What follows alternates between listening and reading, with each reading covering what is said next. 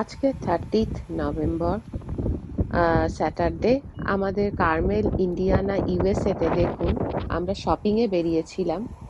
তো কি snow Sturm হচ্ছে, আপনারাই দেখুন। এটা হঠাৎ করেই হচ্ছে।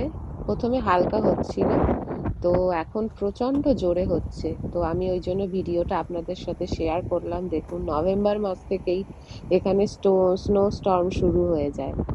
আর এখন এখানে ব্ল্যাক ফ্রাইডের মরশুম, তো প্রচুর লোকে বেরিয়েছিল শপিং করতে, আমরাও বেরিয়েছিলাম।